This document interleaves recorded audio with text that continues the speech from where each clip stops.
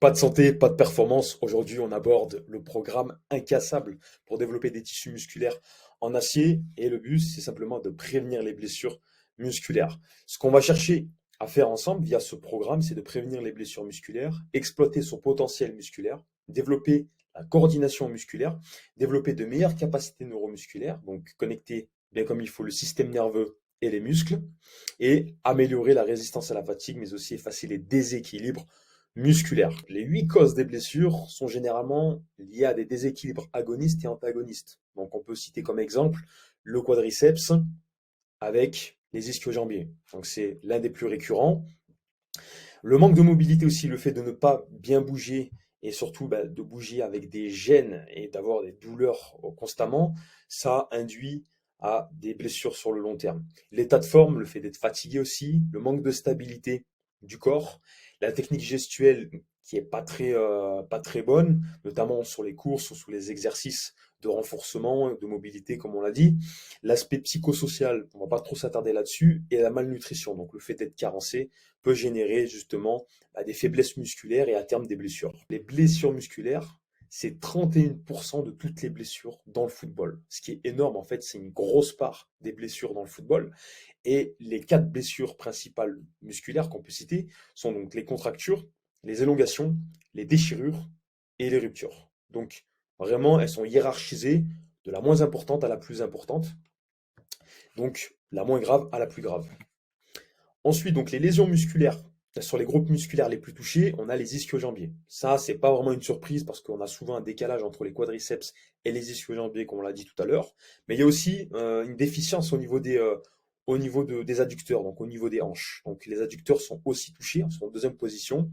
On a également les quadriceps, le force de frapper avec la balle, de répéter des courses et d'avoir un manque de mobilité et de souplesse peut générer justement des blessures sur le long terme. Et le mollet en dernière position. L'ischio-jambier, on sait qu'il est composé de 3 faisceaux musculaires. C'est vraiment pour mieux connaître votre corps dans un premier temps. Son rôle, c'est simplement de faire une flexion du genou.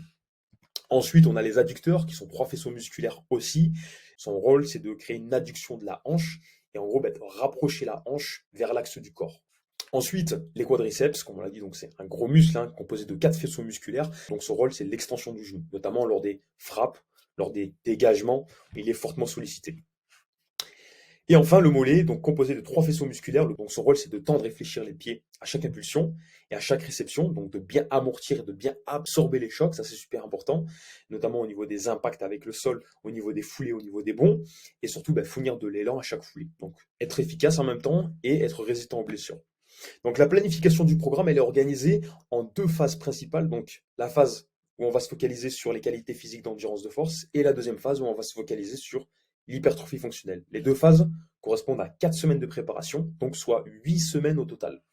Et ce qu'il faut savoir avec l'endurance de force, c'est simplement des capacités de résistance musculaire. On cherche dans un premier temps à effacer les déséquilibres musculaires entre les différentes chaînes, donc que ce soit le haut du corps, le bas du corps, les chaînes postérieures, chaînes antérieures, mais on cherche également à épaissir les fibres musculaires de type 1. Donc c'est vraiment des fibres musculaires qui sont résistantes face à la fatigue, et nous ce qu'on veut, c'est de créer de la résistance face à la fatigue aussi, être le moins fragile possible d'un point de vue musculaire. On veut préparer le système nerveux et enfin affiner la coordination technique avec un renforcement de qualité en ciblant les bonnes chaînes musculaires.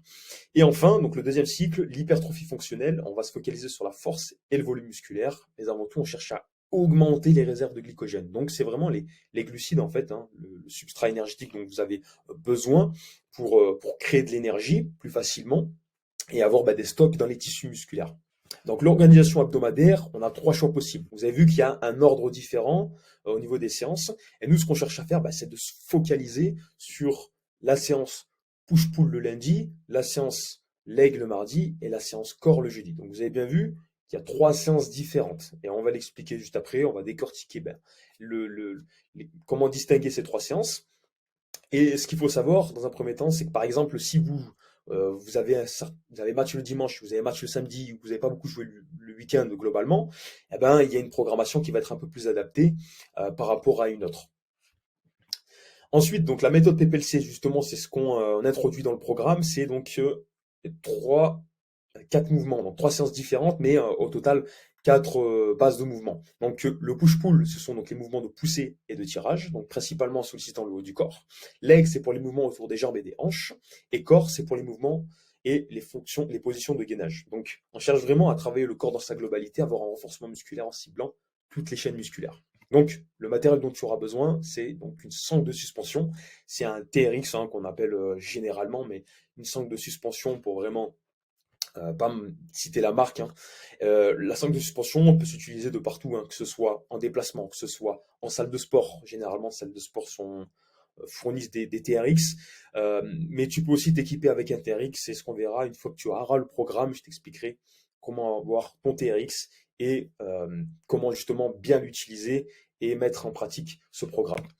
Donc la structure d'une séance type se fait de la manière suivante, hein. On peut apercevoir donc les différentes étapes, hein. On commence toujours par une phase d'échauffement et de mobilité. Donc c'est vraiment le fait d'y aller progressivement, de préparer la machine au niveau articulaire et au niveau musculaire. Ensuite, on a une phase de renforcement où on va se focaliser justement et rentrer dans le corps de la séance et avec la thématique du jour. Par exemple, sur le schéma, on a une séance leg, donc pour les jambes, et on va se focaliser sur le renforcement des hanches et des jambes de manière globale. Donc, vous avez vu qu'il y a toutes les indications. Donc, que ce soit l'exercice, on peut cliquer sur l'exercice et être redirigé vers la vidéo qui correspond à l'exercice voulu. On a le nombre de séries, le nombre de répétitions, les tempos indiqués et les temps de récupération entre les séries. Donc ça, c'est vraiment super important et toutes les consignes qui vont avec. Le but, c'est vraiment d'avoir le meilleur protocole possible et d'appliquer les bonnes choses au bon moment avec la bonne quantité de travail. Donc les 4 recommandations, malgré ce programme, on peut dire que ok, si je fais du renforcement, c'est bon, bingo, j'aurais plus besoin de faire quoi que ce soit à côté. Non, le but c'est vraiment de packager un petit peu tout ça, s'hydrater, s'échauffer, récupérer et s'étirer. Vraiment prendre soin de sa préparation personnelle, de sa récupération, mais en fait de sa santé d'une manière générale. Parce que nous, ce qu'on veut, c'est être en santé pour justement produire de la performance et générer de la performance sur la durée surtout. Donc voilà pour la présentation de ce programme. Si vous avez des questions, n'hésitez pas.